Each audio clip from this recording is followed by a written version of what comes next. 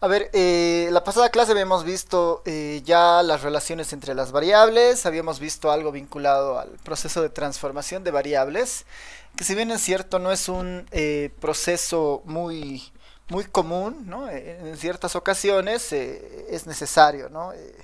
Se utilizan muchas veces, ¿no? Más en la parte de estadística matemática, ayuda a hacer demostraciones respecto a varios de los principios que uno ve incluso en la estadística básica, ¿no? Por ejemplo, hay distribuciones, ¿no? Como la normal, ¿no? La normal es una distribución univariante y una pregunta razonable sería cómo se distribuirá la suma de dos normales, digamos, ¿no? Cómo se distribuirá el cociente entre dos normales o cómo se distribuirá la normal elevada al cuadrado, ¿no? Entonces, ese tipo de cuestionantes, ¿no?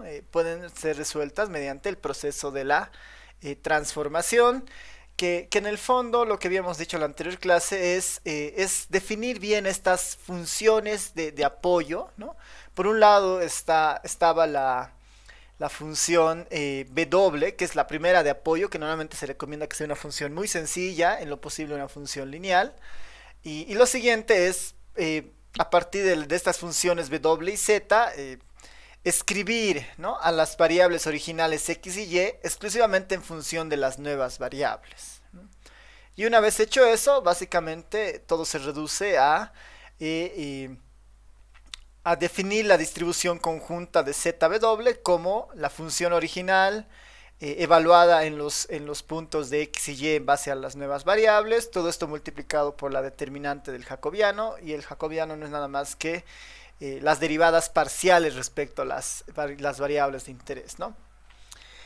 Eso en cuanto a las transformaciones, ¿no? Hay algún par de ejemplos, también están en los apuntes para ir profundizando algunos asuntos. De todas formas, lo que nos interesa más en esta última parte del primer capítulo de distribuciones conjuntas, ya es la generalización, ¿no? La generalización.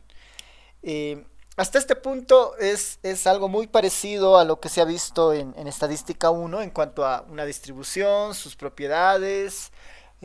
Como son dos variables, nos interesa capaz la relación. El concepto de independencia sigue siendo importante. Pero en este punto la pregunta es, ¿qué pasa si nosotros analizamos más de dos variables, ¿no? Más de dos variables aleatorias? En este escenario, ¿qué tal si nosotros analizamos ahora n variables aleatorias, ¿no? N variables aleatorias. ¿Y para qué es útil también esto? Será una discusión que la vamos a abordar justamente en el siguiente capítulo, ¿no? Entonces, la primera pregunta es, ¿cómo nosotros trabajamos cuando tenemos más de dos variables aleatorias, es decir, n variables aleatorias? Ahora, podemos hablar de que estamos trabajando con un vector aleatorio, por ejemplo, ¿no? Estamos trabajando tal vez con un vector aleatorio, que es la colección de varias variables aleatorias, ¿no? La variable aleatoria x1, la variable aleatoria x2, hasta la variable aleatoria xn, ¿no? Cada variable aleatoria tendrá sus propias características, ¿no? Será que cada una de estas variables aleatorias seguramente tiene su propia función de densidad, ¿no? Esa es la marginal de x1, la marginal de x2, la marginal de xn, ¿no? Por lo tanto, ¿no? Al trabajar con estas n variables aleatorias, también es posible definir una función de densidad conjunta, ¿no? Una función de densidad conjunta que trabaje sobre las n variables aleatorias, ¿no? Que trabaje sobre las n variables aleatorias. Al ser una función de densidad conjunta de más de dos variables, es decir, de n variables, igual todos los principios que se han visto desde estadística 1 para una función se siguen cumpliendo.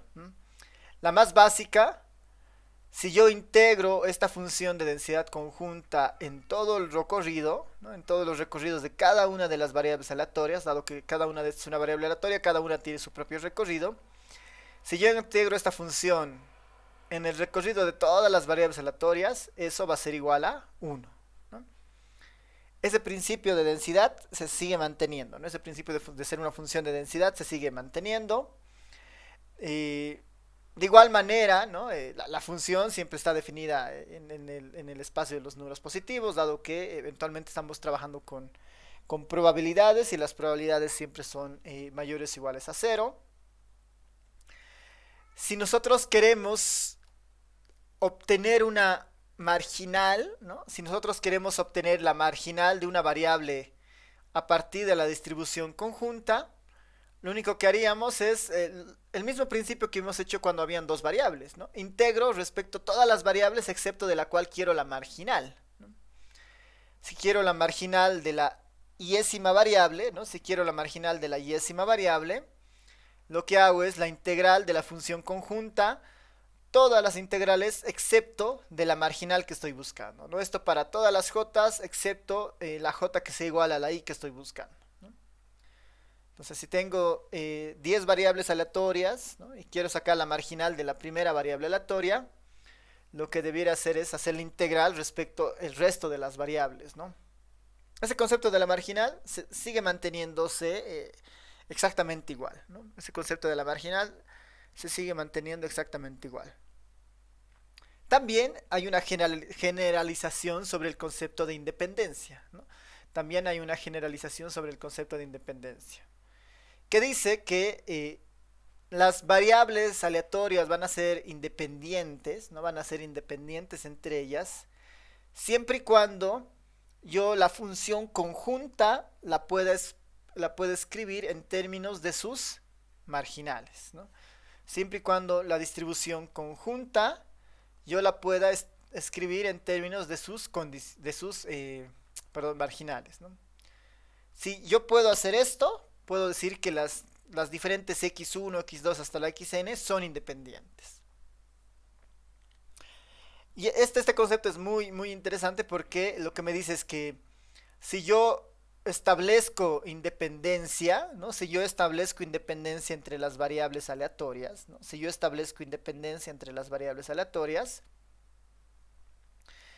yo voy a poder tener fácilmente la distribución conjunta, ¿no? de mis variables aleatorias, ¿no? Si son independientes, el producto de sus marginales me da la distribución conjunta, ¿no? O viceversa, ¿no? La distribución conjunta puede escribirse como el producto de las marginales, ¿no? Desde el principio de independencia, esto es cierto, ¿no? Esto es cierto. Ahora, la gran pregunta es ¿cuándo es útil esto, ¿no? ¿Cuándo nosotros vamos a trabajar con tantas variables aleatorias? ¿Qué dicen? ¿Dónde perciben un poco la utilidad de este concepto que estamos acabando de ver, ¿no? Es casi todo lo mismo que hemos visto de dos variables, pero ya con n variables. ¿Les parece que hay un campo en el cual esto se pueda trabajar, explorar? La covarianza, ahí su compañero Edwin dice la covarianza. La covarianza, por definición, es una medida de relación únicamente entre dos variables, ¿no? Y yo necesariamente necesito las distribuciones marginales, ¿no? Bueno, en este caso la distribución de esas dos variables. Aquí es tal vez importante acá mencionar algo, digamos, ¿no? ¿Qué tal si yo, ¿no? Si estamos, ¿no? Si estamos interesados en encontrar la covarianza entre dos variables aleatorias, entre dos variables aleatorias de estas n variables aleatorias, ¿no? Variables aleatorias le voy a poner así, de estas n variables aleatorias, ¿no? ¿Qué tal si nos ponemos en lo que dice su compañero Edwin, ¿no? Estamos interesados en encontrar la covarianza. La covarianza por definición mide únicamente la relación entre dos variables, ¿no? Hay métricas que nos permiten aproximar la relación de n variables, ¿no? Que son ya técnicas más orientadas a la parte multivariante. Pero en términos de lo que nosotros hemos visto, lo más cercano a eso es la covarianza, ¿no? Y la covarianza es exclusivamente de dos variables, ¿no? Hay la triple covarianza, digamos, ¿no? Cuando uno tiene la covarianza de tres elementos, ¿no? Pero ahí lo que mide es en particular la relación de esas tres variables. Y es un poco más complejo de ver a manera de que tratamos de verlo eso con más variables, ¿no? Por eso la covarianza entre dos variables es mucho más práctica, ¿no? En entender la posible relación lineal que existe, ¿no? Entonces, imaginemos que estamos interesados en encontrar la covarianza entre dos variables aleatorias de estas n variables aleatorias. Ahí habría que recordar, ¿no? Que, por ejemplo, la covarianza, ¿no? La covarianza entre x y... Aquí lo voy a poner, ¿no? La covarianza entre la variable x1 y la variable x2, ¿no? Siguiendo la definición de la covarianza, en términos de la fórmula corta, debería ser la esperanza conjunta de x1 con x2, ¿no? Menos la esperanza de x1 multiplicado la esperanza de x2, ¿no? Multiplicado la esperanza de x2. Esa es la forma de la covarianza de dos variables, ¿no? Esto no se va a alterar. ¿Y qué tal si yo estoy interesado en una covarianza de este estilo? Yo podría ahí jugar, en vez de 1 le voy a poner i, y en vez de 2j, ¿no? La covarianza entre dos variables cualquiera, entre una xi y una xj. xi, xj, xi, xj, ¿no? Esa sería la generalización para cualquier par de variables aleatorias que yo quiera, ¿no? Siempre y cuando y sea distinta de j, ¿no? Y sea distinta de j, ¿no? En el caso de la igualdad, esto se convierte en una varianza, por ejemplo, ¿no? Si y fuera igual a j, este es el ejemplo de una varianza, ¿no? Entonces, ¿cómo hallaríamos esto a partir de una función conjunta de n variables aleatorias? Tendríamos que hallar las marginales para la xi y para la xj, como está aquí arriba, ¿no? Yo integro todo menos respecto a i.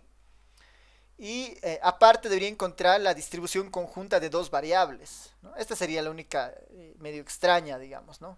Entonces, para resolver esto, de alguna manera yo necesitaría encontrar la distribución conjunta de la xi con la xj, ¿no? ¿Y cómo obtendría yo esta? Bueno, debería ser la integral en el recorrido, ¿no? De todas las otras variables menos de la variable ij, ¿no? La integral, ¿no? La integral en todo el recorrido, ¿no? Donde aquí vamos a poner una k, digamos, para una k que sea distinta a la i y la j, ¿no? Para una k distinta, ¿no? Distinta a i o j, ¿no? ¿De quién? De la función, ¿no? De la función conjunta x1, x2, punto, punto, punto, hasta la xn, ¿no? Diferencial de x1. Bueno, diferencial de x le voy a poner esto para todas las k's distintas de i y j, ¿no?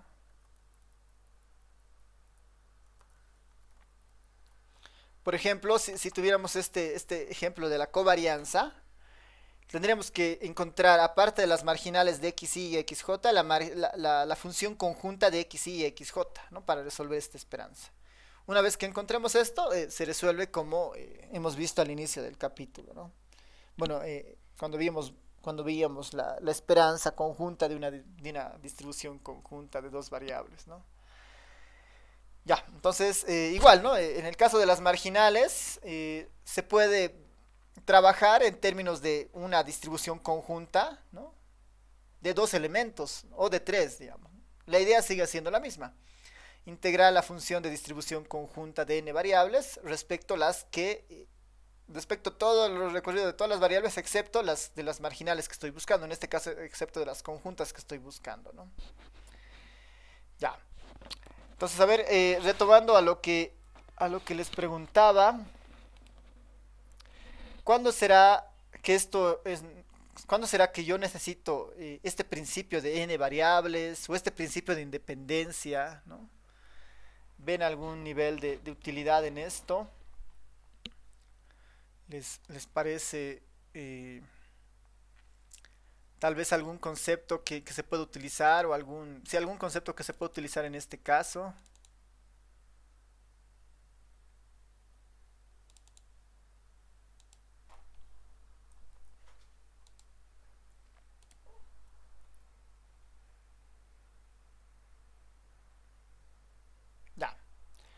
Entonces, a ver, con esto estamos terminando nuestro primer capítulo, que son las distribuciones conjuntas, ¿no?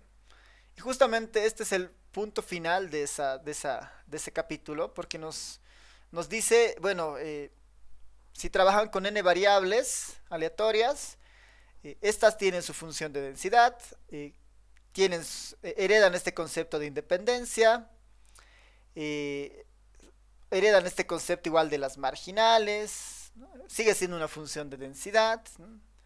¿Y para qué es útil esto? Ahí aparece nuestro segundo tema, que son las distribuciones muestrales. Nuestro segundo tema, ¿no? Y hasta este segundo tema es el examen, ¿no? Son las distribuciones muestrales.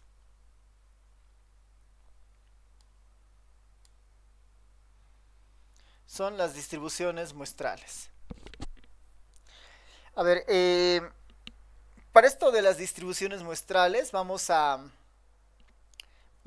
hacerlo en un esquema para que se pueda entender mejor. Y así podemos entender un poco la idea de la utilidad de estas distribuciones conjuntas, ¿ya? Así que a ver, voy a abrir una pizarrita para este segundo tema. Denme un momento y abro la pizarra.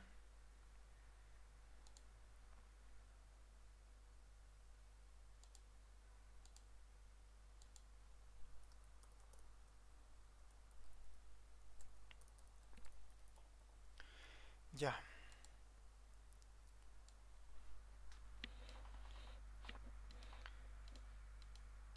Bueno, aquí está nuestra pizarra. Esta va a ser nuestra pizarra del tema 2, ¿no? Esta es nuestra pizarra del tema 2, ¿no? De las distribuciones muestrales.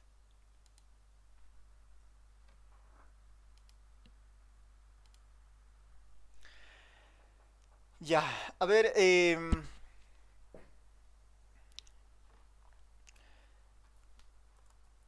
lo podemos ver aquí incluso antes de pasar al esquema.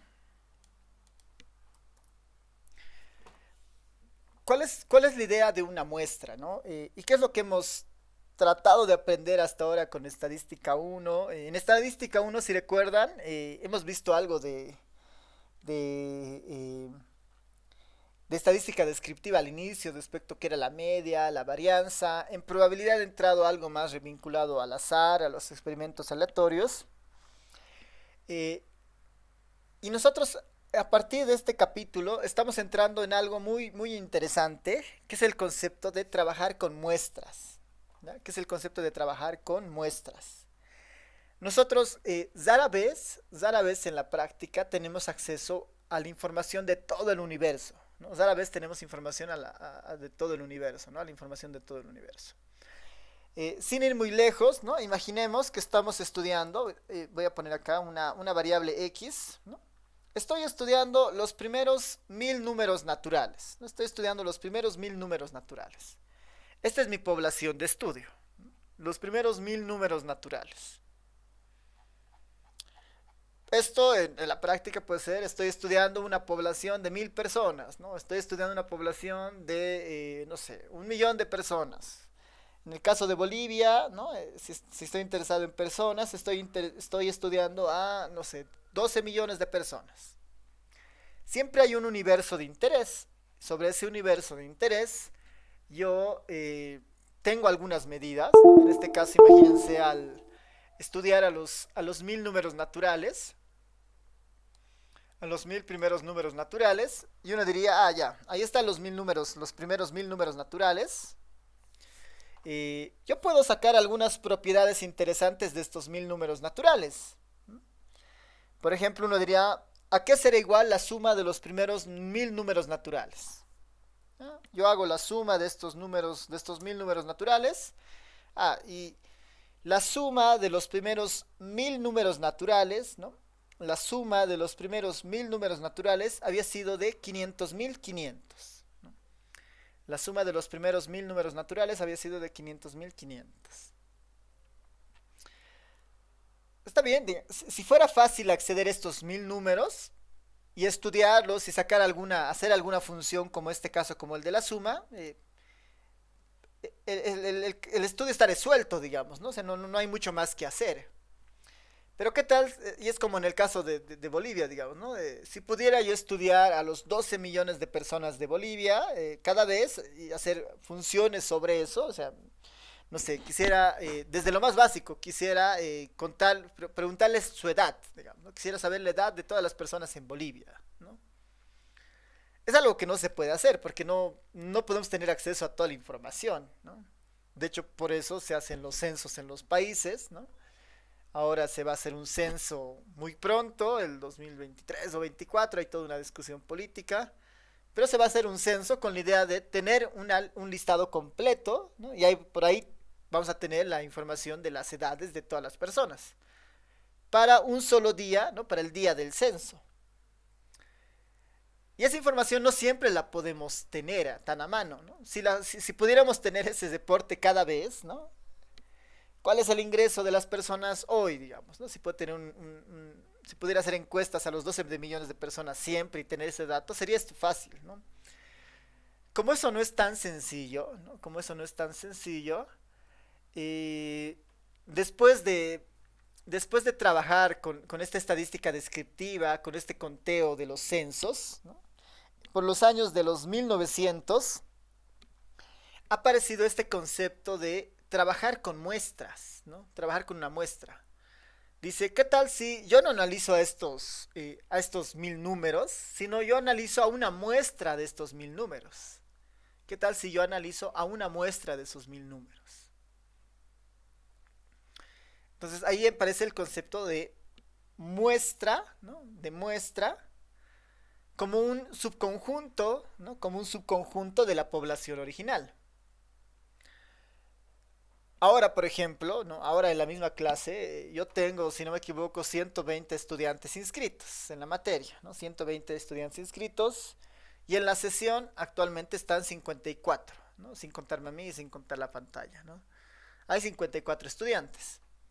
Es también una muestra, ¿no? Hay una muestra, es un subconjunto de una población más grande, ¿no? Es un concepto de una muestra. Ahora, no todas las muestras bueno, hay todo tipo de muestras y no todas las muestras de alguna manera son iguales, depende mucho de lo que se esté estudiando, ¿no?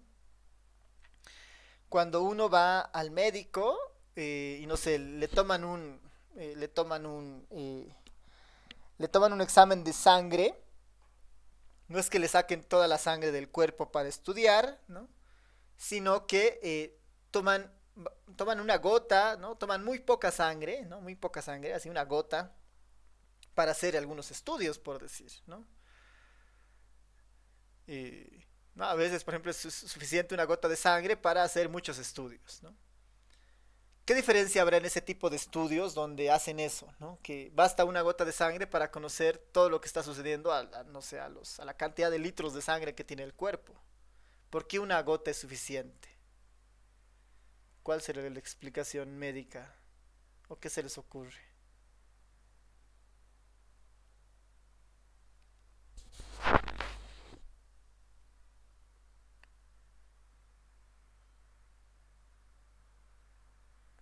¿Qué dicen?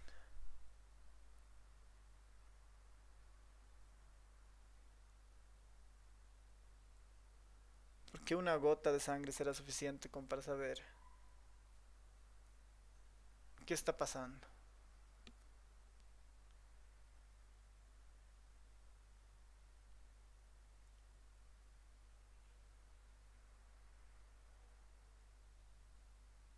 Nadie. Podemos hacer otro ejemplo, ¿no? En este caso, ¿no? Ya.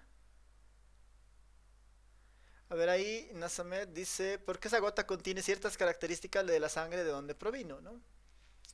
Eso es interesante, ya tiene información biológica. Ahora, eh, ¿por qué tampoco? O sea, ¿por qué no estudiar toda la sangre, ¿no? Y estudiar solo una gota? Por ahí puede venir por lo de Nasamet que dice, ¿no? Que eh, la sangre en el cuerpo por ahí tiene mucho parecido, ¿no? En cualquier parte del cuerpo, ¿no? Mucho parecido. Y eso es como, es muy homogénea, ¿no? Es muy homogénea la sangre en el cuerpo. No es, y por eso sacamos una gota de sangre, por decir, y esa información que está contenida en esa sangre se parece mucho a la información que está en todo el cuerpo, ¿no? ¿Por qué? Porque la sangre es relativamente homogénea, ¿no? Por decir, ¿no? Si todos los estudiantes de informática fueran exactamente iguales, ¿no? Exactamente iguales, ¿no? Misma edad, mismo, no sé, mismo sexo, y mismo cantidad de cabellos, ¿no? Misma estatura, mismo peso, ¿no? Si las personas fueran exactamente iguales, ¿no? Yo me bastaría con estudiar a una sola persona para conocer lo que le está pasando a todo el resto de las personas, ¿no? Eso es algo que nos sucede, ¿no? Eso es algo que nos sucede, ¿no? Entonces, esta idea de sacar las muestras, ¿no? Depende mucho de la población que se esté estudiando. Cuando una población es muy parecida, como en el caso de la sangre, digamos que la sangre se parece en todo el cuerpo, es básicamente muy similar, hará falta una muestra muy pequeña para comprender a toda la sangre que está en el cuerpo. Mientras que si la sangre fuera muy diferente en todas las partes del cuerpo, digamos, ¿no? La sangre es diferente del brazo que de la pierna, ¿no? Que la cabeza, no sé. Necesitaríamos muchas más muestras de diferentes lugares donde pensamos que hay variación, ¿no? Como en el caso de las personas, digamos, ¿no? Yo cómo sacaría una muestra de los estudiantes del curso que de alguna manera represente a la población de la cual proviene, ¿no? En el fondo, ese es un poco el dilema de sacar las muestras.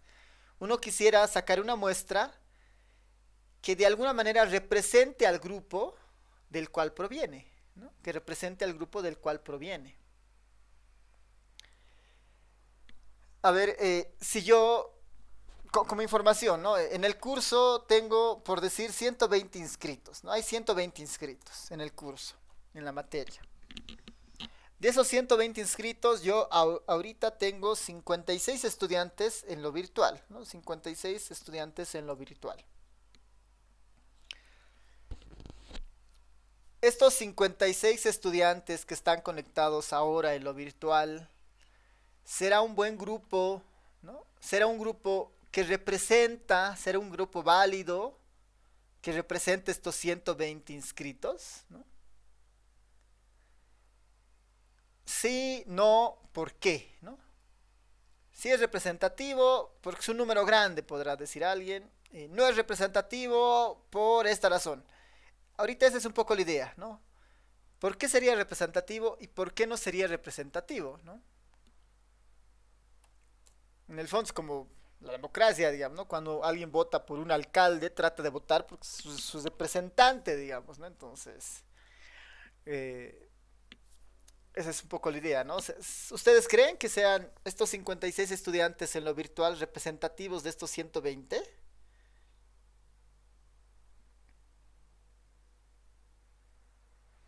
A ver, ahí Nazabet dice, tiene un criterio, dice, no es representativo por ser menor al 51%, dice, ¿no? Katadin dice, no. Ahora, la pregunta es ¿por qué? ¿Por qué no sería? ¿No? ¿Qué características anulan este sentido de representatividad?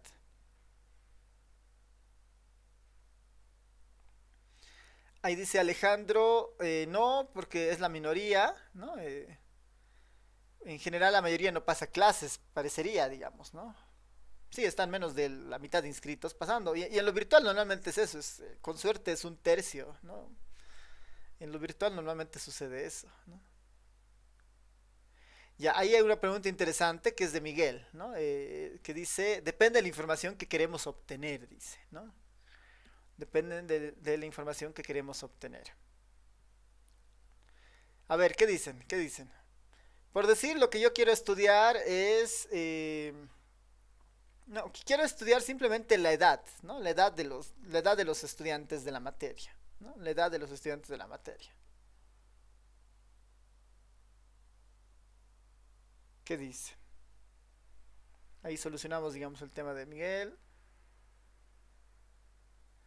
Ahí Edwin dice algo bien interesante. No es representativo porque tiene que ser más de la mitad, dice, ¿no? Debería ser más de la mitad para ser representativo.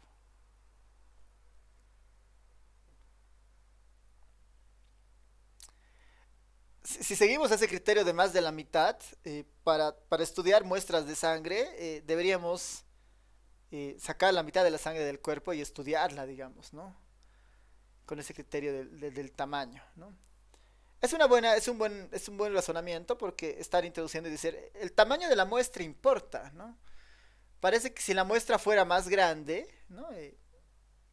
Parece que es más útil, digamos, ¿no? Que es un razonamiento válido, pero no del todo, no es un requisito indispensable, ¿no? No es un requisito indispensable. Ya. ¿Qué más? ¿Qué más dicen?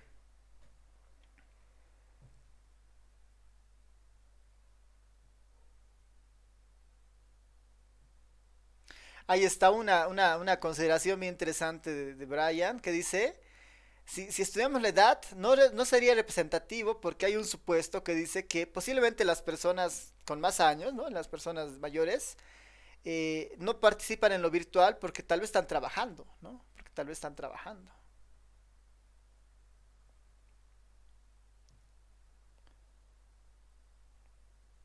Ya.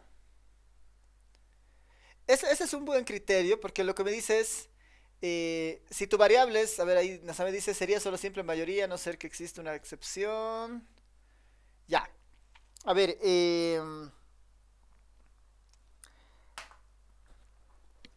hay diferentes tipos de muestra, ¿no? Hay diferentes tipos de muestra, ¿no? Esta muestra ahorita ha sido una muestra bien, no intencionada, sino es una muestra basada en acceso, digamos. No es la muestra que se puede sacar porque los 56 estudiantes están ahorita aquí, digamos. No es más por conveniencia, digamos, ¿no? Es que se ha podido obtener esta muestra. Y bastaría con que alguien diga justamente el argumento de Brian y diga, esos 56 no pueden representar estos 120 porque los que están ausentes, los que no se han considerado en esta muestra, pueden tener particularidades muy específicas que no hacen que estos 56 tengan, ¿no? Por ahí son personas con mayor edad, ¿no? Eso puede afectar directamente. Alguien podría decir, por ahí los que se están conectando son los que tienen la posibilidad de conectarse, ¿no? Son las personas que tienen acceso a internet, por ahí tienen un dispositivo. Y las otras personas que no, por ahí están utilizando otras herramientas. Tal vez son los que ven las clases grabadas, utilizan los apuntes, revisan el libro. Porque puede haber una condición económica también cruzando la muestra como tal, ¿no? Entonces, no es tan justa esta muestra, digamos, ¿no? No es tan justa. ¿Cómo la volveríamos una muestra justa? Ayarelli dice, depende de la fiabilidad de la muestra y cómo reducir el esfuerzo esperado. ¿Cómo hacemos que una muestra sea fiable?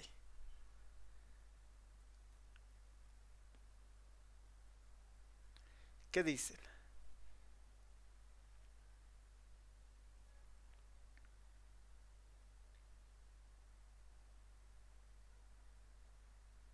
Ya, y Brian dice que sea aleatoria. Edwin dice, podríamos reducir el número de la población. Ya. Pónganse el caso de Bolivia, ¿no? Pónganse el caso de Bolivia. En Bolivia hay cerca de 12 millones de personas. Hay 12 millones de personas. Quisiéramos obtener una muestra de estos 12 millones de personas para estudiar su edad, ¿no? Para estudiar la edad de estos 12 millones de personas. ¿Cómo deberíamos obtener esa muestra? ¿Qué características debería tener esa muestra? ¿No? ¿Qué tal si yo digo, bueno, en Bolivia hay 12 millones de personas, yo voy a sacar una muestra de 56 personas? Y esas 56 van a ser los estudiantes que están conectados ahorita a la clase virtual, ¿no? Sería una muestra válida, ¿no? Para inferir a partir de esas 56 personas algo de las 12 millones de personas. ¿Qué dicen? ¿Cuáles serían los problemas ahí?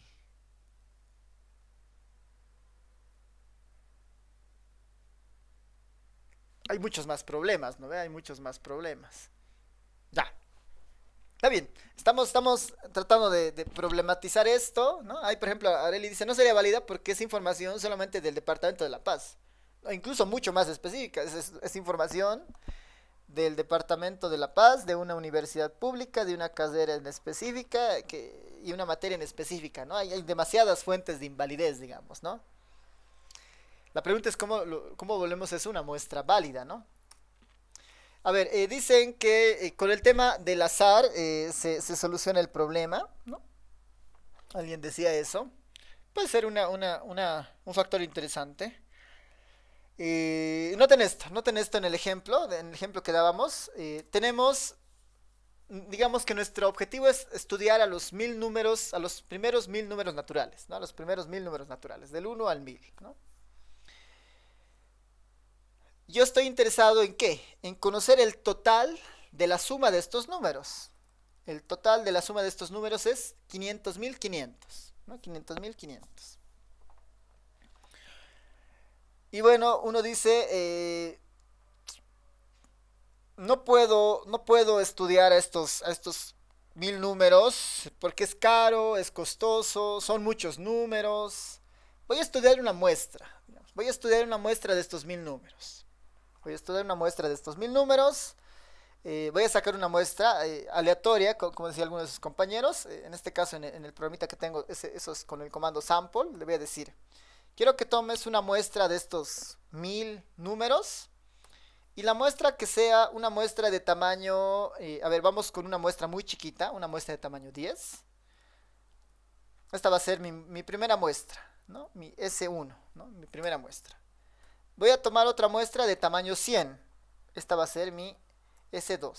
A ver, para que no sea tan grande, una muestra más bien de tamaño 30. Ahí está. Tengo la muestra S1 y tengo la muestra S2. Es una muestra aleatoria. Es una muestra aleatoria. Es una muestra aleatoria del grupo de 1000 números, ¿no? En ambos casos son muestras aleatorias del grupo de 1000 números. Son muestras más pequeñas, ¿no? En este caso, una muestra de 10 numeritos, de esos 10.000, y una muestra de 30 numeritos de esos 1000 números, ¿no? De esos 1000 números. El siguiente desafío debería ser cómo yo utilizo estos 10 numeritos, ¿no? Noten que esto es una información de la muestra. ¿Cómo yo utilizo estos 10 números para acercarme a este valor? Sé que la suma de los 1000 números es igual a 500.500. Como yo no puedo analizar a esta población completa y mi interés sigue siendo esta suma de 500.500, como yo no puedo estudiar a esta población de 1000 números, ¿qué tal si yo la estudio en términos de una muestra? Y estudio esta muestra de 10 números. ¿Cómo podría yo estudiar esta muestra o hacer alguna operación sobre esta muestra para acercarme a este valor de acá, al 500.500? ¿No? Esa es parte de lo que quisiéramos eh, estudiar, digamos, ¿no? Ya. Entonces, a ver, con algunos de esos conceptos, vámonos a formalizar gráficamente lo que hemos ido mencionando un poco, ¿no? Lejos de encontrar una solución por el momento, lo que quisiera es que conceptualicemos algunas cosas. Lo primero, lo más básico, tenemos un universo de interés, ¿no? Es lo que hemos dicho. Hay un universo de interés con algunas características. Eh, este es mi universo. Este es mi universo. Este es mi universo de interés, ¿no? Este es mi universo de interés. Este universo está conformado por unidades, ¿no? Este universo está conformado por unidades. Unidad 1, la unidad U sub 2, la unidad U sub 3, ¿no? individuos, personas, cosas, elementos, ¿no? El universo puede ser toda la sangre del cuerpo y mis unidades pueden ser, no sé, eh, centímetros cúbicos de sangre, digamos, ¿no? Finalmente ese es mi universo. Los universos, o estas también universo, o también la podemos llamar la población objetivo, la población objetivo, la población objetivo, ¿no? En el fondo, ¿qué es? Es un conjunto, ¿no? Es un conjunto, aquí en notación lo voy a poner aquí abajo. Este universo, en el fondo, ¿qué es? Es un conjunto de unidades. La U sub 1, la U sub 2, punto, punto, punto. Pueden haber universos finitos o pueden haber universos infinitos, ¿no? Universos finitos, vamos a suponer que estamos en un universo finito, U sub n, donde tenemos hasta el individuo, hasta el elemento enésimo, ¿no? Tengo n mayúscula elementos en mi universo, ¿no? Tengo n mayúsculas elementos en mi universo. Normalmente esto es lo deseable, ¿no? Si yo tuviera acceso a todo esto, pues yo estudio simplemente esto, ¿no? En informática, y muchas veces cuando uno trabaja con grandes volúmenes de datos, ¿no? Yo puedo tener acceso a esta información, pero hay una limitante, ¿no? ¿Qué tal si tengo a mi población definida y el tamaño del archivo de esa base de datos pesa, no sé, 20 gigas, ¿no? Y por más que yo tenga acceso a toda esta población, ¿no? Capaz que el ordenador que tengo, que no sé, de 8 gigas de RAM o 4 gigas de RAM, igual no va a poder trabajar con esta base de datos de unas 30, 50 gigas. Ahí hay métodos orientados justamente en esa parte y que dicen, como no puedes estudiar esta población completa, estudia un subconjunto de esta población. Estudiaremos un subconjunto de esta población. A este subconjunto le vamos a llamar una muestra. Este subconjunto le vamos a llamar una muestra. Esta muestra también tiene sus propias unidades, ¿no? U1, U sub 2, hasta una U sub n minúscula vamos a poner, hasta una U sub n minúscula. Para hacer una diferencia, por si acaso, esta U sub 1, le voy a poner un asterisco, U sub 2 asterisco, U sub n asterisco. Esta U sub 1, el primer elemento de la muestra, no es el primer elemento de la población, ¿no? Para nada, digamos. Por ahí, por alguna casualidad pueden ser, pero esa no es una regla, ¿no? Estas son sus propias unidades, ¿no? Y estas son sus otras propias unidades, ¿no? Lo que sí podríamos afirmar acá es que cualquiera de estas unidades, ¿no? Cualquiera de estas U sub i unidades asterisco, son nomás miembros del universo, ¿no? Cualquiera de estas unidades, en algún momento, bueno, o pertenecen al universo como tal, ¿no? Porque de ahí han sido extraídas, ¿no? En el ejemplo de los números, estos son los 1000 números, y yo he extraído una muestra de esos números aquí, digamos, ¿no? Esos números hacen parte del universo como tal, ¿no? Hacen parte del universo como tal. Esta muestra la vamos a denotar con S, ¿no? La muestra la vamos a denotar con S. Y no es nada más que igual otro conjunto que tiene estos elementos. Tiene el primer elemento en la muestra, tiene el segundo elemento en la muestra, hasta el enésimo elemento en la muestra. Igual tiene n elementos, ¿no? Igual tiene n elementos. ¿Qué estamos diciendo? Que S es un subconjunto del universo, ¿no? Esta muestra es un subconjunto del universo. Hasta ahí varios conceptos: universo, población objetivo, estas unidades que hacen parte del universo, esta muestra que hemos dicho por el momento que simplemente es un subconjunto, ¿no? Y todo lo demás, ¿no? ¿Por qué hacemos esto? ¿No? ¿Por qué hacemos esto de estudiar muestras? Porque hemos dicho que es más barato, tal vez es más práctico. Y no tenemos acceso a toda la población objetivo, de hecho no la conocemos, ¿no? Ahorita no tenemos acceso para nada a los 120 estudiantes inscritos, ¿no? A lo mucho sabemos sus nombres y sus correos en base al listado que había. Pero si quisiera tener información sobre ellos, ¿no? ¿Cuántos hermanos tiene cada estudiante inscrito en la materia? ¿No? Esa información está ahí en el universo, pero no tengo acceso a ese universo, ¿no? Capaz lo que puedo hacer es obtener una muestra que va a ser mucho más sencilla o llevadera de realizar, ¿no?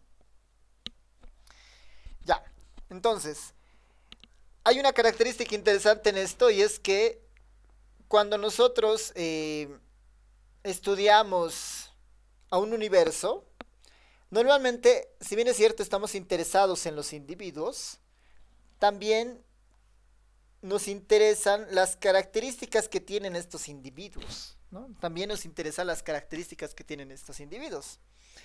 Este individuo uno tendrá sus características, al igual que este individuo X2. Digamos que son personas, ¿no? Esta persona tendrá su edad, su sexo, su estatura, su peso, ¿no? Cada una de estos individuos tiene un vector de información que lo acompaña, ¿no? Un vector de información que lo acompaña. Por decir, tendremos la edad del individuo, tendremos el sexo del individuo, ¿no? El sexo del individuo uno, la edad del individuo uno, el sexo del individuo uno, y así, ¿no?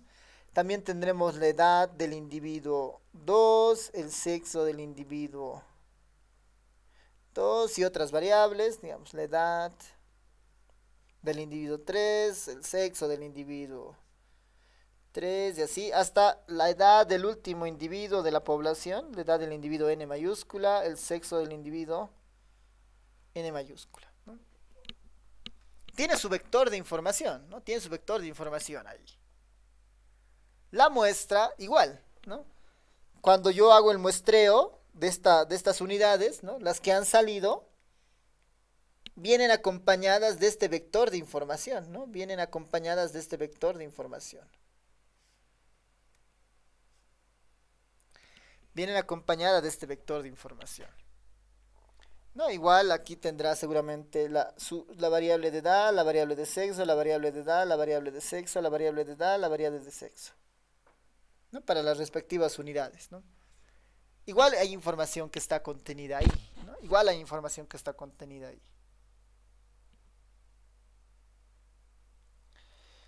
Hay un concepto muy importante bajo esta idea, ¿no? Bajo esta idea, que es como en el caso de los números, ¿no? Yo estaba observando aquí el valor de cada uno de los 1000 números naturales, ¿no? El valor de cada uno de los 1000 números naturales. Aquí mi variable es el valor de los primeros 1000 números naturales. Cuando yo he aplicado esta suma de los 1000 números naturales, he hecho una operación. ¿No? He hecho una operación sobre estas variables. He hecho una operación sobre estas variables. He hecho una operación sobre estas variables. Y a partir de esa operación, ¿no? yo puedo obtener algún tipo de información, ¿no? A partir de esa observación yo puedo obtener algún tipo de información. Entonces eso lo podemos ver en esta otra hoja. Para el universo, ¿no? Para el universo. Lo vamos a poner a esto en formato de una matriz, ¿ya? Tengo al individuo 1, al individuo 2, al individuo 3, hasta el individuo N mayúscula, ¿no? Tengo al individuo 1, al individuo 2, hasta el individuo N mayúscula. Por otro lado, tengo variables que estoy observando. Aquí está la variable x1, estoy observando la variable x1, estoy observando la variable x2 y estoy observando la variable xp, digamos, ¿no? Estoy observando p variables, ¿no? P variables de este universo. Estoy observando p variables de este universo. Esto yo lo podría ver de esta forma, ¿no? Este de acá, ¿quién será? El dato del individuo 1 de la variable 1. El dato del individuo 1 de la variable 2. El dato del individuo 1 de la variable P. El dato del individuo 2 en la variable 1, el dato de la variable 2, diré de la persona 2 y la variable 2, el dato de la persona 2 y la variable P.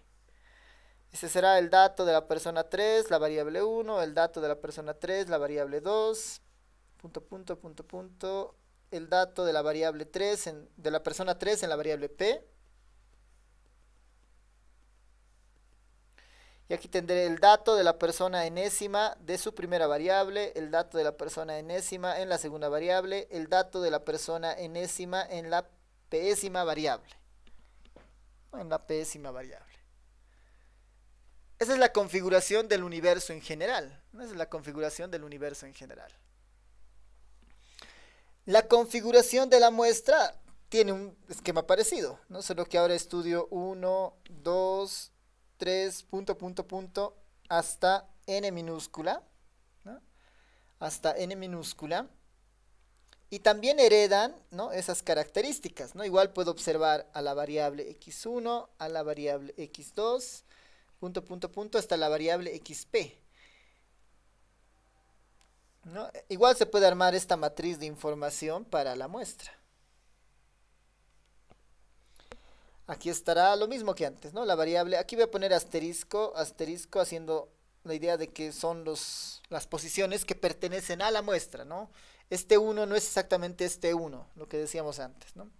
Este será la x1 asterisco 1, la x1 asterisco 2, punto, punto, la x1 asterisco p, la x2 asterisco 1, la x2 asterisco 2, hasta la x2 asterisco p, aquí punto, punto, punto, punto, punto, punto, hasta la xn asterisco 1, la xn asterisco 2, punto, punto, hasta la xn asterisco p. Misma configuración de la matriz de información para ambos casos, ¿no? Como información, por ahí la n, ¿no? Esta n es menor, ¿no?, a la n grande, ¿no? Menor o igual, ¿no? Si fuera igual, estamos estudiando la misma población, digamos, ¿no? La muestra es exactamente igual a la población. Así que la vamos a poner como n, en esta n siempre es menor o igual a la n grande. N tamaño del universo, n mayúscula tamaño del universo, n minúscula tamaño de la muestra, ¿no? Ya. Hasta ahí estamos viendo esta gráfica de dos formas, ¿no? En esto de objetivo, universo y muestra y todo lo demás.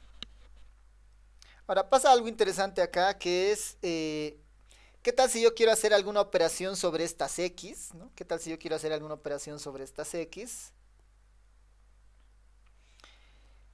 Como hemos hecho hace rato, ¿no? Si yo tengo los 1000 números naturales, ¿qué tal si yo sumo esos 1000 números naturales? Entonces, si yo aplico cualquier función, ¿no? Si yo aplico cualquier función sobre el universo, ¿no?, sobre el universo y el vector de variables, ¿no?, este vector de variables, lo podemos poner como un x vector, ¿no?, todo esto. Si yo aplico alguna función sobre el universo y sobre este vector de variables, cualquier operación, ¿no?, cualquier operación, como en el anterior caso he sumado todos los números, ¿no?, al elemento resultante de eso, en estadística se le conoce como parámetro. Esto en estadística se le conoce como un parámetro. Este es un parámetro.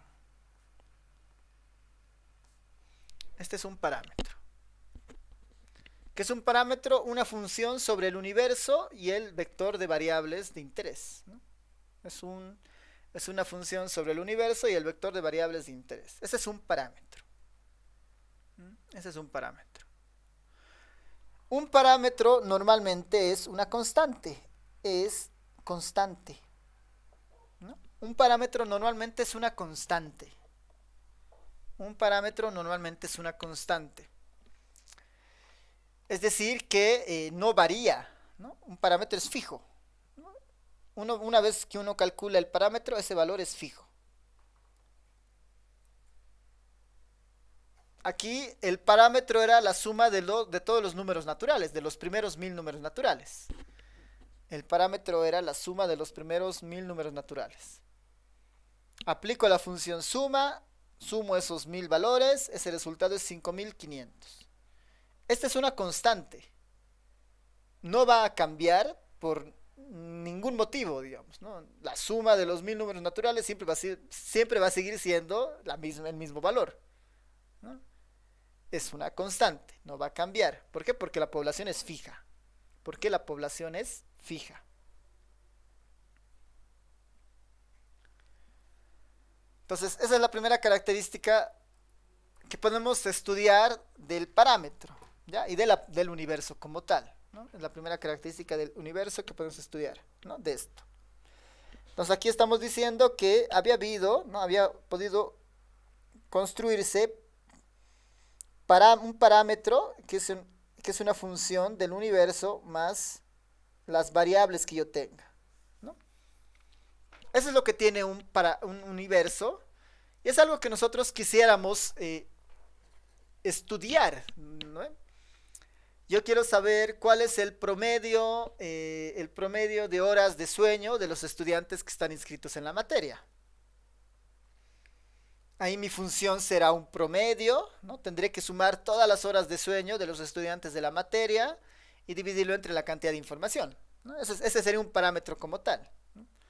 ¿Cuán fácil es construirlo? Esa es otra cosa, digamos. Tendría que preguntarles a los 120 inscritos. Si no me responden 3, ya tengo problemas. No estoy cubriendo todo el universo. Quisiera saber cuántas horas en promedio duermen todos los estudiantes de la universidad, ¿no? El dato que yo obtenga va a ser un parámetro, ¿no? Porque yo voy a tener, ¿qué voy a hacer? Voy a sumar todas las horas de sueño de los más de 80.000 estudiantes que hay, dividido entre los 80.000. Ese valor no va a cambiar, ¿no? Si es que mi pregunta es, no sé, ¿cuánto durmió el día de ayer, digamos, ¿no? Entonces, ese valor es una constante, ese es otro ejemplo de otro parámetro. ¿Cuán difícil es calcular eso? Es otra cosa, ¿no? Entonces, el parámetro es una función que trabaja sobre el universo y sobre las variables de interés, ¿no? Esa es la primera característica que tenemos que tener bien claro en esta parte. Ya.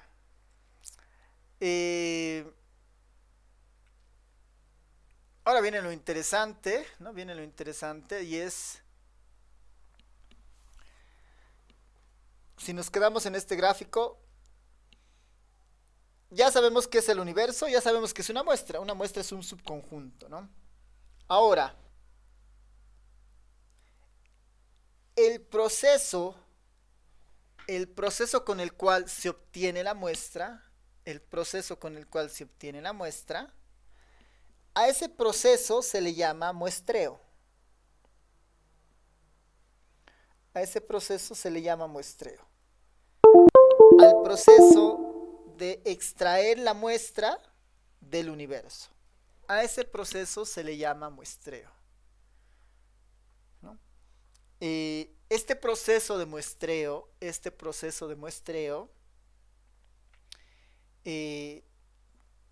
debiera definir algunos criterios para extraer la muestra, ¿no? Debiera definir algunos criterios para extraer la muestra. Esos criterios podrían ser muy variados, ¿no? ¿Qué tal si yo quiero sacar una muestra ahorita de los que están conectados, ¿no? Uno podría decir allá, todas las personas que su nombre empiecen con A van a ser parte de la muestra. Hay Alejandro, Alex, Alexander, Araceli y Ariel serían los de la muestra. Es un criterio. E igual tengo una muestra. Otro podría decir, ya, todas las personas que utilicen lentes van a ser parte de la muestra. Otro criterio, ¿no? Todas las personas que se ofrezcan, ¿no? Van a ser parte de la muestra, ¿no? Necesito 10 voluntarios. Otro criterio, ¿no? Pueden haber muchos criterios para obtener la muestra, ¿no? Este proceso de muestreo puede ser muy diverso, ¿no? De hecho, eso se estudia mucho en estadística, el tema de muestreo. Hay muchas formas de extraer esta muestra, hay muchas formas de extraer esta muestra, ¿no? Si dejamos a un lado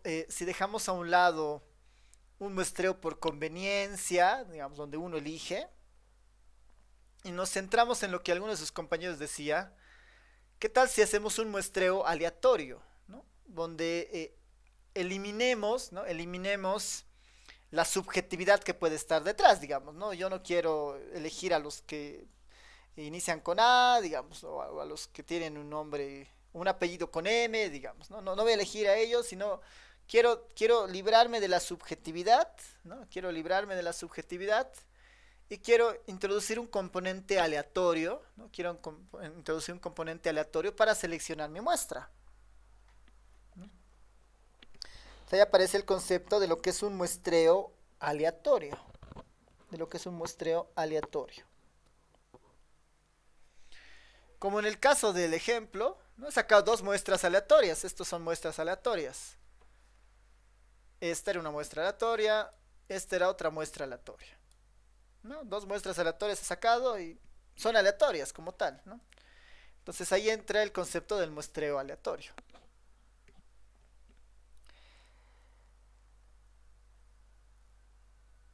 Ya, haber podido sacar esto a partir de muestras aleatorias, ¿no? Podido sacar esto a partir de muestras aleatorias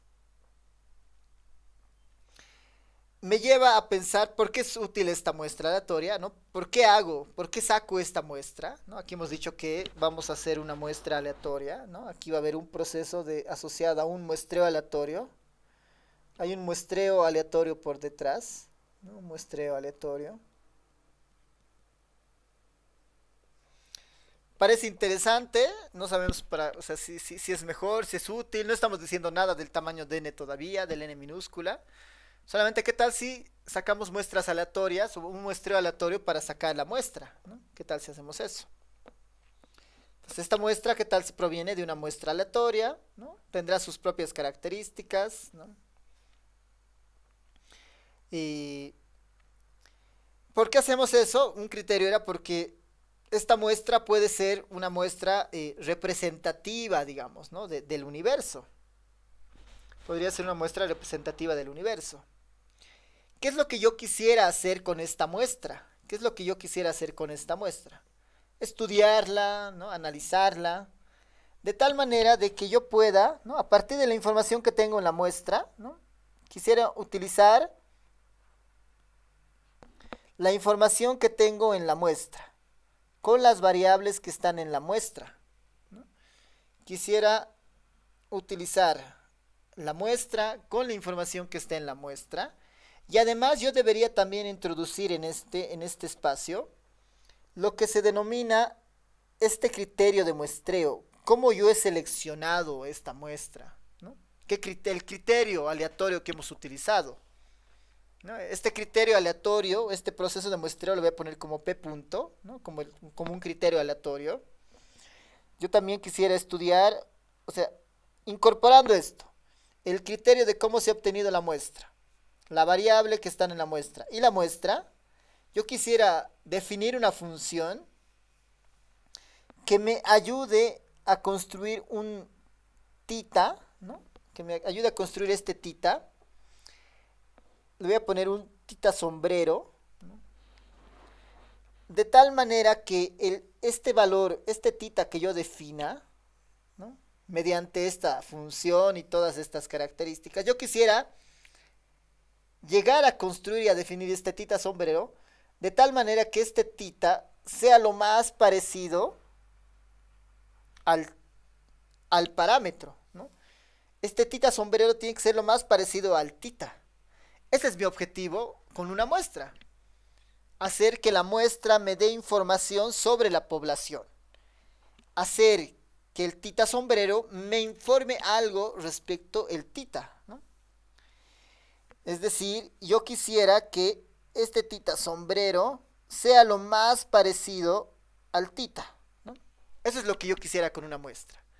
que mi muestra me ayude a describir de una manera tan precisa lo que le está pasando en el universo, ¿no? Y en términos de funciones, es eso, ¿no? Que este tita sombrero sea lo más cercano a este parámetro, ¿no? A este tita.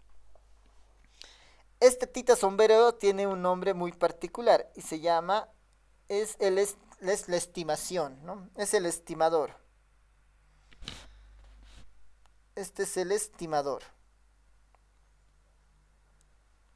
Este se conoce como el estimador. ¿El estimador de quién? De tita.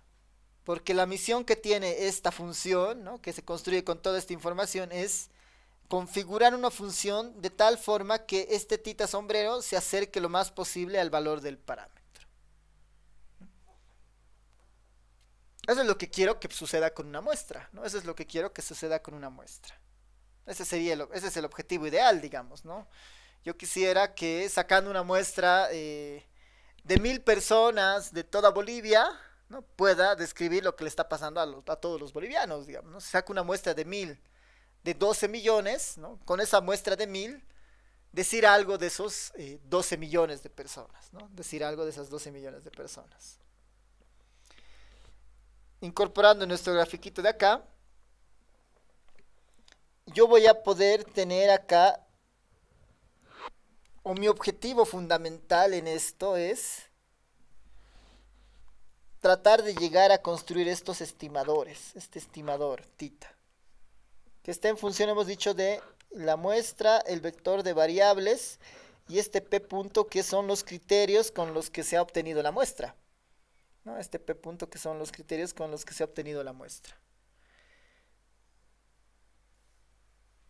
Mi objetivo ahora es que estos estimadores sean lo más parecido al parámetro, ¿no?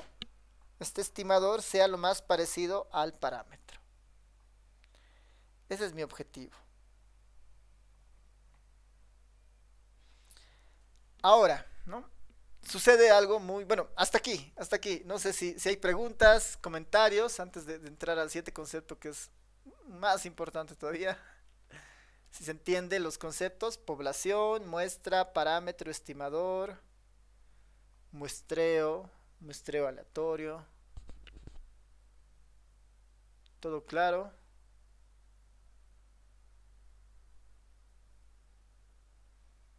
Ya, no hay preguntas, ¿no? Ya, súper. Ahora,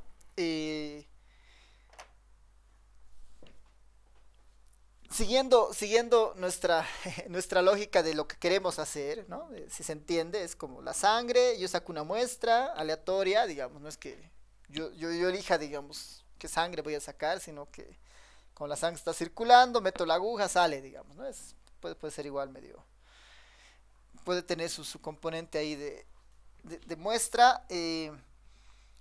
Yo estudio la sangre, bueno, saco esa muestra de sangre porque quiero procesarla, quiero analizarla y yo presumo que analizando esa muestra de sangre voy a tener información de lo que le está pasando al universo, digamos, a toda la sangre o a todo el cuerpo, ¿no?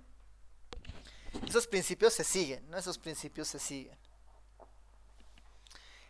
Hay una característica bien interesante en esto, ¿no? Hay una característica bien interesante en esto. Y es lo siguiente, ¿no? Y es lo siguiente. Cuando nosotros decimos que esto va a suceder, este criterio del muestreo aleatorio va a suceder, ¿no? Mediante algún criterio que nosotros definamos, cualquier criterio. Puede ser un muestreo, puede ser simplemente un criterio muy básico de, no sé, yo voy a sacar una muestra de los estudiantes que están ahora, voy a poner sus nombres en una, no sé, en una bolsa, voy a mezclar y voy a sacar algunos nombres, digamos, ¿no? Como una especie de lotería, ¿no? Los 5 primeros nombres que saque de la bolsa van a ser los que están en la muestra, ¿no? Ese es un criterio también de selección aleatoria, es parte de ese proceso. Ahora, hay algo que está pasando en el fondo, ¿no? Hay algo que está pasando en el fondo y En este ejemplo de los 1000 números, ¿no? En este ejemplo de los 1000 números, ¿no? Tengo 1000 números y he sacado una muestra. Esta muestra de tamaño 10. ¿No? Esto es como tener mi universo que estaba aquí y mi muestra, que son estos 10 numeritos que están aquí, ¿no? Mi muestra que está aquí. Sin embargo, ¿no? Sin embargo, esta muestra de 10 no es la única muestra que podía haber salido. Esta muestra de 10 no es la única muestra que podría haber salido. Podrían haber salido muchas más muestras del mismo tamaño, ¿no? Podrían haber salido muchas más muestras del mismo tamaño. Sin ir muy lejos, voy a escalar el ejercicio algo mucho más chiquito. ¿Qué tal si tengo los 10 primeros números naturales? Ahí está, los 10 primeros números naturales, mi población de estudio. Y saco una muestra de esta población de tamaño 3. Esta será una posible muestra. 10, 6 y 1. ¿No? El 10, el 6 y el 1 han sido parte de mi muestra. No es la única muestra. Puedo sacar otra muestra y esta es otra muestra posible. El 8, 6 y el 3. Es otra muestra posible. Esta es otra muestra posible. El 1, el 8 y el 4. Es decir, si bien es cierto en la práctica trabajamos con una sola muestra, ¿no? Como en este caso, ¿no? Esta es mi única muestra, yo trabajo sobre esta muestra y tengo esta finalidad. En lo profundo, ¿no? En la estadística teórica, ese componente aleatorio nos está dando un set de posibilidades de muestras posibles. Porque me dice, bueno, si quieres sacar una muestra de tamaño 3 de una población de 10 elementos, tienes muchas muestras posibles, ¿no? Tienes muchas muestras posibles. Aquí, por ejemplo, estas por base que se parezcan, 8, 10, 1, 6, 10, 7. ¿No? Tienes muchas muestras posibles. En la práctica, ¿no? Uno solamente analiza una muestra.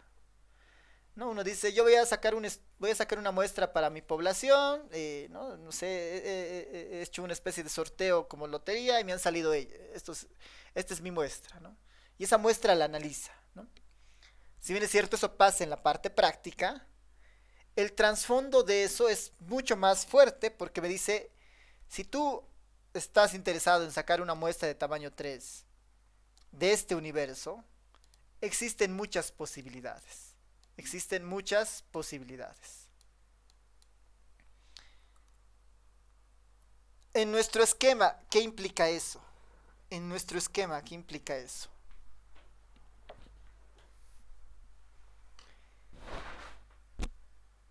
En este primer esquema, ¿no?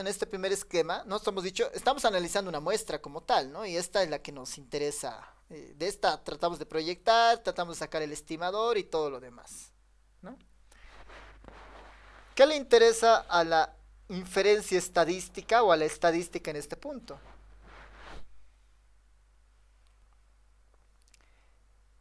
Lo que te dice la inferencia estadística es, bueno, si tú tenías tu universo y tenías tu muestra, ¿no? Esta muestra que tú estás analizando, esta muestra que tú estudias, en realidad es la muestra que a ti te ha salido, ¿no? Es la muestra que a ti te ha salido. Es la muestra que a ti te ha salido de un set muy grande de posibles muestras, ¿no? Es una de las tantas posibles muestras, ¿no? Es una de las tantas posibles muestras que habían o que podían salir, ¿no? Es una de las tantas posibles muestras que podían salir, ¿no?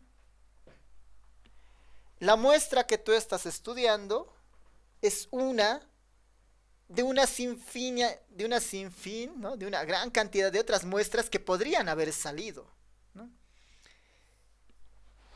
Esta S en realidad es una sola, ¿no? Esta le voy a poner un S asterisco, ¿no?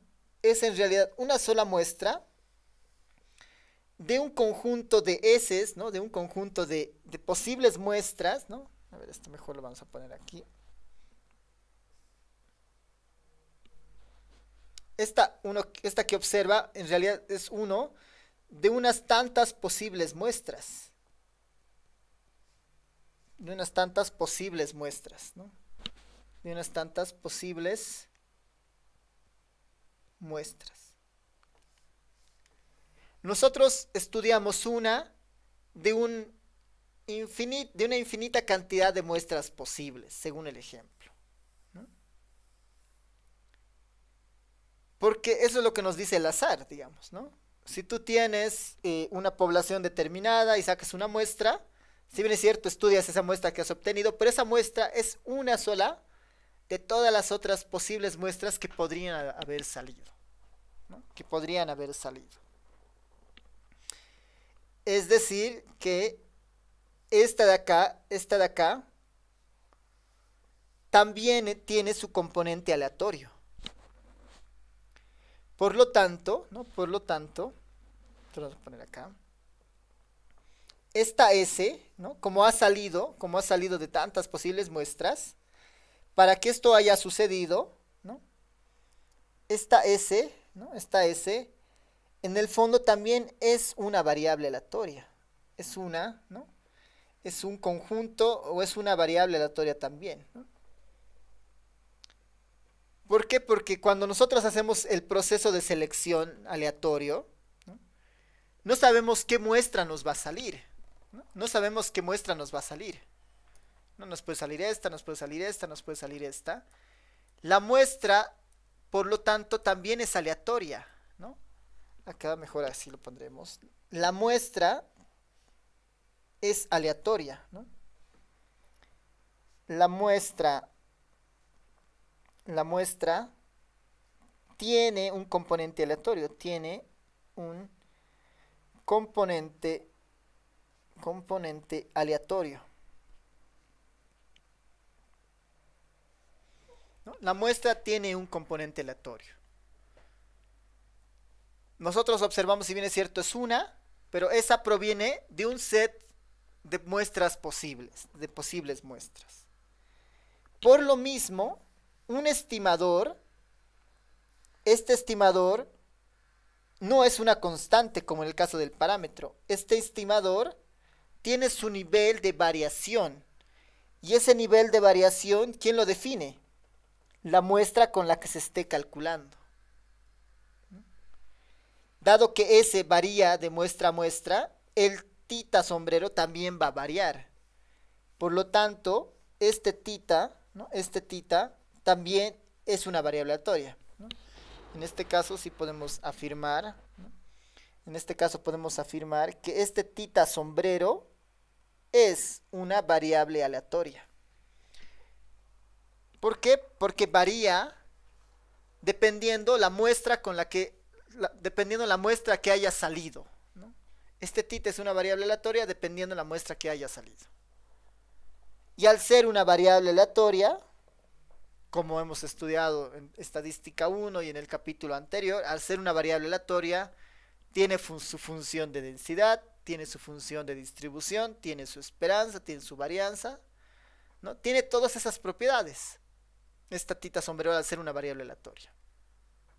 La pregunta es qué clase de variable aleatoria será, digamos, ¿no? Para un poco entenderla o explorarla.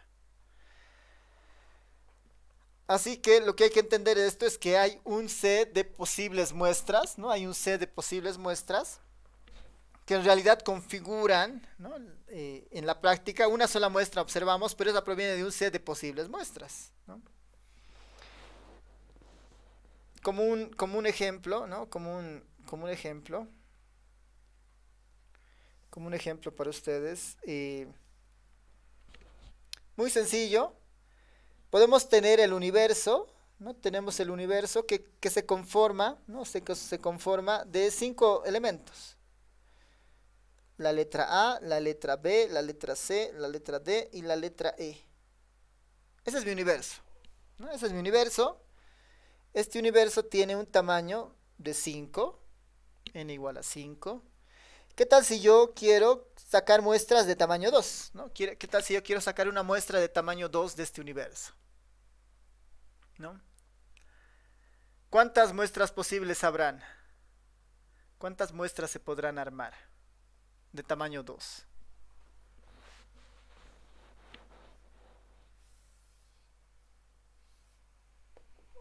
¿Qué dicen?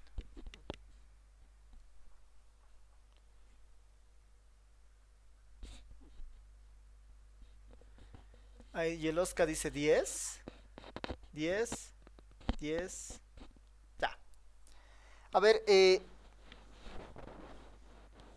vamos a trabajar con esto, ¿no? ¿Qué tal si yo empiezo a armar las muestras aquí? Uno sería el A con el B, otro sería el A con el C, otra sería el A con el D, otra sería el A con el E, ¿no?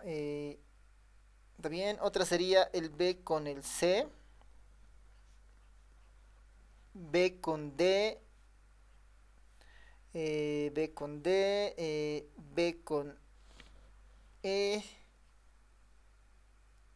y está, ¿no? C con D, C con E y finalmente D con E.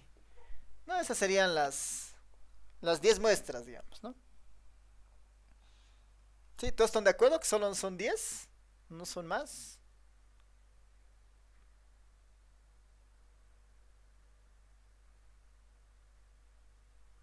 ¿O depende, ¿no?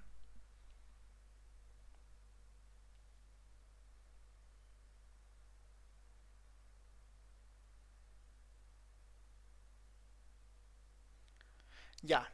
En este escenario de las muestras posibles, ¿no? En este escenario de las muestras posibles, dependen mucho del esquema de muestreo, ¿no? Dependen mucho del esquema de muestreo.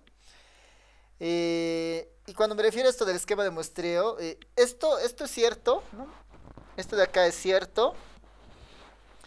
Esto de acá es cierto, siempre y cuando el orden no importa, ¿no? El orden no importa,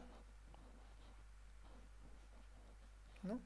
Esto es cierto siempre y cuando el orden no importa, ¿no? AB es lo mismo que BA, ¿no? Siempre y cuando pase eso, por un lado es cierto, y el otro es que es un muestreo sin reposición. Sin, cuando es un muestreo sin reposición. Es un muestreo sin perdón. Está un poco lento el sistema. Ahora sí. Es un muestreo sin reposición. Esto es cierto si eso se cumple, ¿no? Si el orden no importa y es un muestreo sin reposición.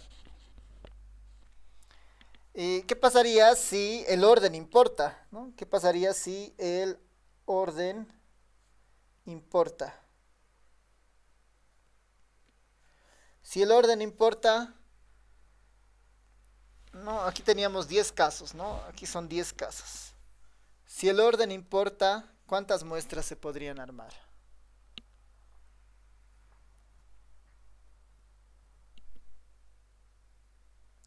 Si el orden importa. Ahí hay varias variaciones, ¿no? La otra variación sería el orden importa, y es con reposición. Y es con reposición. Esta podría ser si el orden importa, ¿no? El orden importa y es sin reposición. Y es sin reposición, ¿no? Y es sin reposición. ¿Cuántos casos habrían en todos esos casos, no? Ya, 20 para este, ¿no? Para este es 20. El orden importa y es con reposición 25, ¿no ve? Sí, no es parte de sus clases de combinatoria, ¿no? Como ven, depende mucho de, depende mucho de estas características, del orden, con reposición, sin reposición, ¿no? El otro sería, el orden no importa con reposición, por ejemplo, ¿no? El último que nos falta sería, el orden no importa con reposición, ¿no? El orden no importa con reposición. ¿Cuántos casos habrían ahí? El orden no importa con reposición.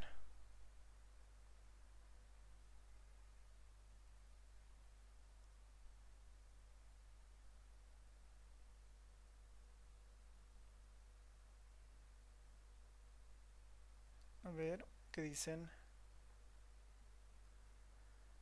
El orden no importa con reposición.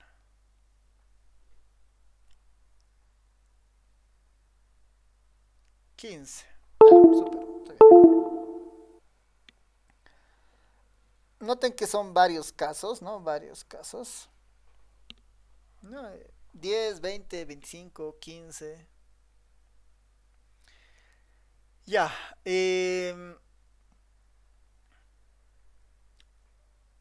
Lo primero importante de esto es entender que eh,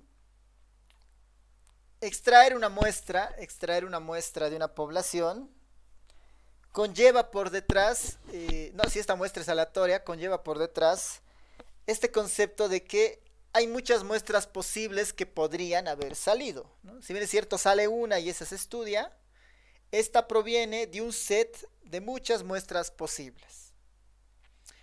Estas muchas muestras posibles, ¿no? Estas muchas muestras posibles que veíamos hace rato, ¿no? Estas muchas muestras posibles pueden tener diferente tipo de configuración, ¿no? Según estos criterios, ¿no? Podríamos tener muestras donde no importa el orden sin reposición, donde importa el orden, ¿no? En la práctica, ¿no? Y todo el tiempo en lo que nosotros nos centramos y la materia y más que todo el análisis de datos, ¿no? Y más que todo el análisis de datos, normalmente es en este escenario, ¿no? Donde el orden no importa, ¿no? Es lo mismo AB que BA, ¿no? Finalmente estoy teniendo eso, ¿no? El orden no importa, ¿no? Eh, en un caso es este, ¿no? El orden no importa y es sin reposición. Así que este sería nuestro, digamos, nuestro caso más interesante.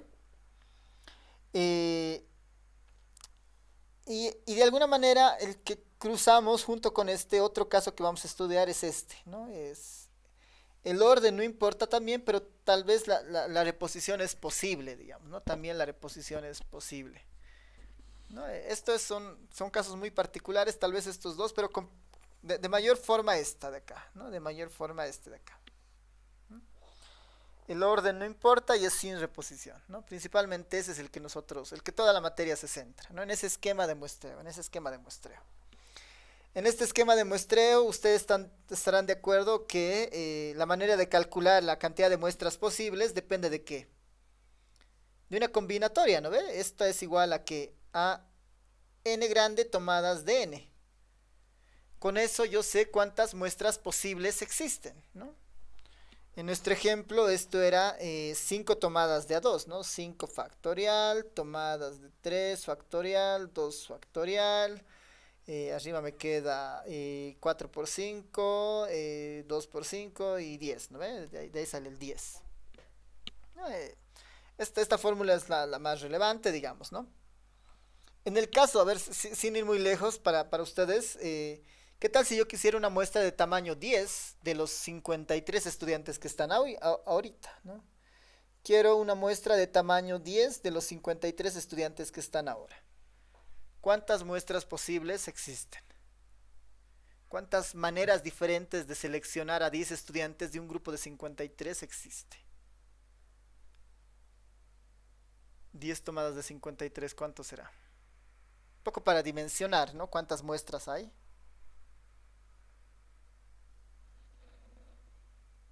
Ahí está el número de Edwin. ¿Qué dicen los demás?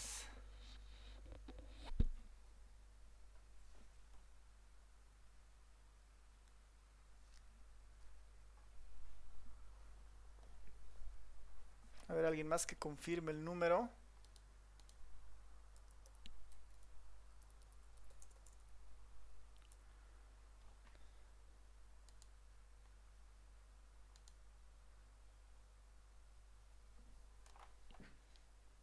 A ver, alguien más que me confirme.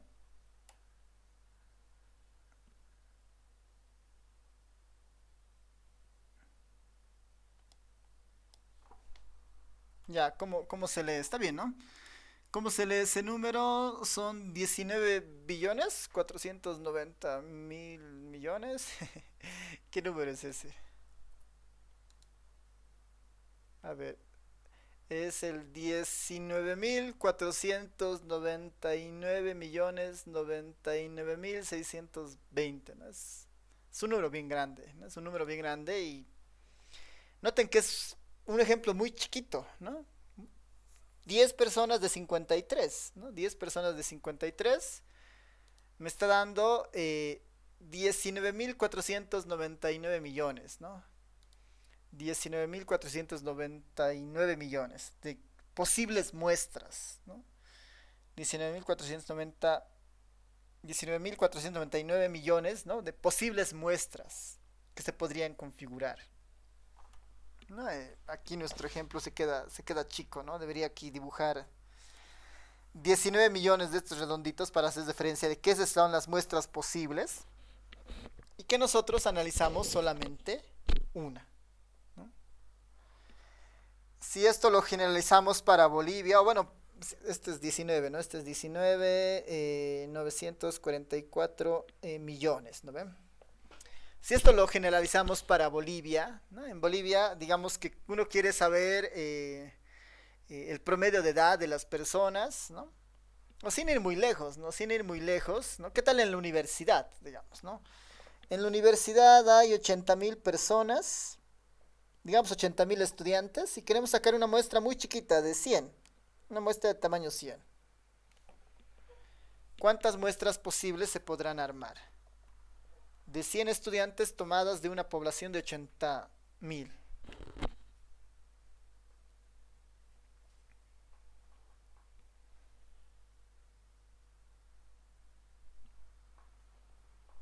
¿Cuántas muestras posibles habrán?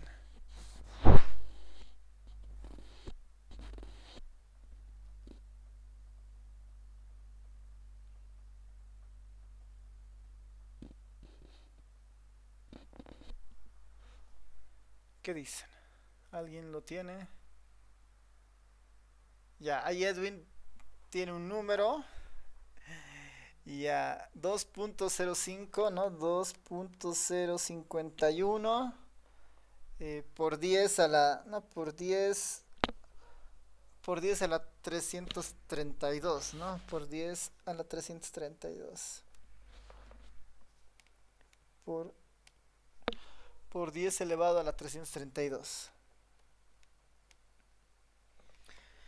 Es un número con 332 dígitos, ¿no? Es un número con 332 dígitos, la cantidad de muestras posibles que se pueden armar, ¿no? Como ven, este espacio de las muestras posibles es inmensa, es infinitamente grande y depende de los problemas. Puede ser algo muy chiquito como el que hemos visto del curso, ya era 19.000 millones. Algo mucho un poco más escalado de la universidad, siendo 80, ¿no? Imagínense a nivel Bolivia, digamos, una muestra de 1.000, de 12 millones de personas, ¿no? Esto va a explotar, digamos, ¿no? Esta cantidad de posibles muestras es, pues, es muy, muy grande, es infinitamente grande, ¿no? ¿Cuál es la misión de este capítulo? ¿No? Ya terminando nuestro capítulo, bueno, la introducción a nuestro capítulo. ¿Qué es lo que persigue este capítulo, este tema 2? Este tema 2 se llama distribuciones muestrales, ¿no? Nuestro capítulo 2 se llama distribuciones muestrales, cuyo objetivo es entender el comportamiento de estas muestras posibles, ¿no? Vamos a procurar construir las distribuciones asociadas a las muestras posibles. Esa es la misión, ¿no? Esa es la misión de este capítulo. Y noten que no, o sea, no es nada, no parece nada, bueno, parece algo relativamente complejo porque parece que hay muchas muestras posibles, ¿no? Hay muchas muestras posibles, hay un número de 332 muestras posibles, ¿no? Un número con 332 dígitos, ¿no? Bueno, con 336 números, ¿no? En realidad. Bueno, finalmente es un número muy grande, no es un número muy grande. En este caso de la materia es otro número muy grande, 19 millones de muestras posibles. La misión de este capítulo es eso, entender los patrones, las características detrás de estas distribuciones muestrales. ¿Para qué nos sirve eso? ¿Para qué nos sirve eso?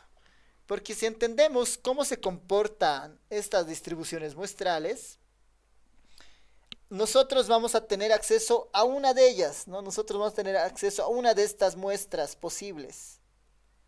Pero si conocemos cómo se comportan todas, ¿no? Si conocemos cómo se comportan todas, si tenemos una idea de la distribución muestral de esta, cuando nosotros estudiemos a esta única muestra que analicemos, vamos a tener mayores certidumbres, ¿no? Mayor certeza respecto a algo, ¿no? Y vamos a poder hacer el proceso que se llama, ¿no? El proceso que se llama devolver de la muestra al universo, ¿no? Cuando yo quiero finalmente volver de la muestra hacia el universo, ese proceso se llama inferencia. Y para conocer o entender bien este proceso de inferencia, necesariamente tiene que haber un muestreo aleatorio, necesariamente tiene que haber un muestreo aleatorio para hacer inferencia. Y para tener más certeza, ¿no?, de este estimador y este parámetro, es bien importante entender todo lo que trae consigo mismo esta muestra, ¿no?, que es esa colección de muestras posibles, ¿no?, esa colección de muestras posibles, ¿no? Si logramos comprender esto, entonces los conceptos que vamos a ver en inferencia van a ser van a ver sencillos, ¿no? Pero el fondo es entender, ¿no?, que estamos, ¿no? Nuestra muestra proviene de unas distribuciones muestrales. Si entendemos las distribuciones muestrales va a ser más fácil entender las propiedades de nuestra muestra, y si entendemos esas propiedades de nuestra muestra vamos a poder realizar predicciones, proyecciones, ¿no?, a partir de la muestra hacia el universo. Vamos a poder volver, ¿no?, con este concepto de inferencia. ¿Ya? Entonces, no sé si hay consultas, preguntas hasta este punto, comentarios. Les voy a compartir el enlace de la pizarra.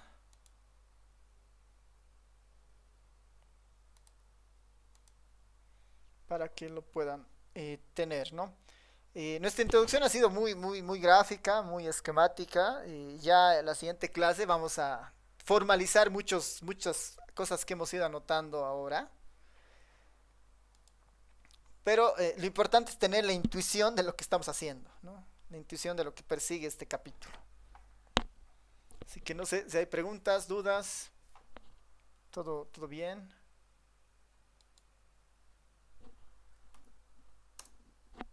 Ahí está, ya les he pasado la pizarra para este nuevo tema. Ya. Bueno, Una consulta. sí, adelante. Disculpe. Entonces, sí o sí tenemos que conocer el universo, ¿verdad? No solo podemos conocer ciertas muestras, sino también el universo. No es un requisito. Porque ahorita lo estamos escribiendo así de manera conceptual, pero en la práctica casi no tenemos acceso al universo, para nada, ¿no? Solo podemos sacar la muestra del universo y aún más, ¿no? A veces, ¿no?, ni siquiera conocemos, ¿no?, ni siquiera conocemos el tamaño del universo. Por ejemplo, ahorita no sabemos cuántas personas hay en Bolivia exactamente. Y si queremos hacer una encuesta, ¿no?, que nos diga algo respecto a la población de Bolivia y queremos hacer una muestra, tiene que funcionar igual, ¿no? Entonces, esa es la idea de este capítulo, ¿no? Entender esos fundamentos. Y sí, no es necesario conocer al universo y de hecho muchas veces no lo tenemos, ¿no? No lo tenemos a mano. Por si tuviéramos el universo, ya no es necesario hacer muestreo también, digamos. Mejor analicemos al universo, ¿no? Pero eso no siempre es posible, ¿no? El universo muchas veces, este universo podemos no tener acceso a él, ¿no? Tenemos muy poca conexión a ese universo, por decir, ¿no? Lo que ahí sí se tiene que garantizar es que la muestra, ¿no? La muestra sí sea aleatoria, ¿no? Sí sea aleatoria de ese universo, ¿no? ¿Cómo garantizar eso? Ya es parte de lo que tenemos que ir aprendiendo, ¿no? Sí, sí, sí es buena pregunta, ¿no? Sí, no es necesario, ¿no? De hecho, casi nunca conocemos al universo, ¿no? Aquí en la materia vamos a simular que tenemos acceso al universo, pero es ficticio, digamos, porque en la práctica eso no sucede, ¿no?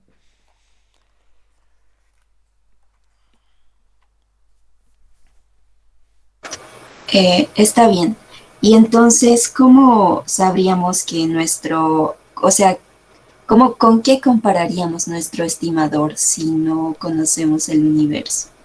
Ya, esa es igual, buena pregunta.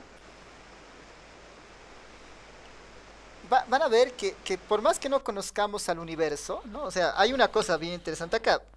El tita y el tita sombrero, dice, ¿no? Si bien es cierto, nuestro principio es que este se acerque lo más posible a este. ¿Cuánto se acerca?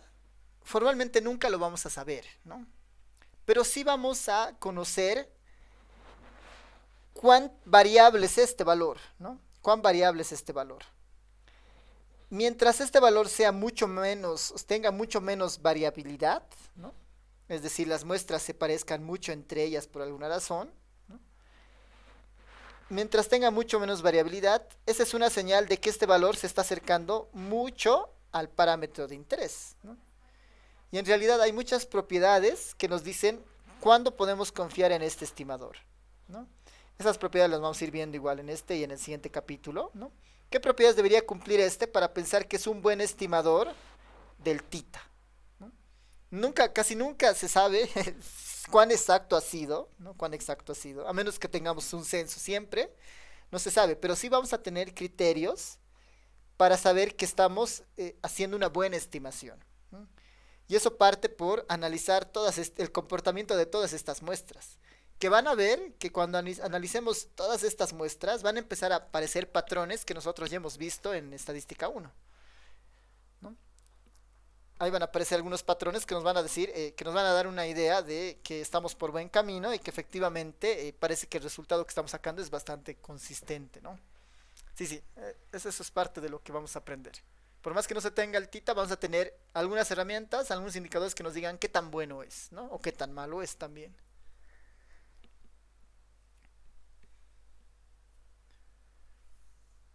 Ya, ¿alguna consulta más? Súper, ya. Entonces sí, es de este capítulo, desde acá hasta el último capítulo de la materia, es todo vinculado a este concepto de estimación, muestra. Tenemos que tratar de convencernos mediante estas aproximaciones teóricas que las muestras, por más pequeñas que sean, ¿no? Pueden ser muy buenas muestras para una población, ¿no? No necesito muestras muy grandes para acercarme a un parámetro, ¿no? Van a ver que bajo ciertas características podría tener muestras muy pequeñas que sean muy fiables, muy válidas, ¿no? Y todo eso tenemos que convencernos en este, en este, en este semestre. Ya. Nos vemos entonces, nos vemos el miércoles. Chau, chau. Nos vemos.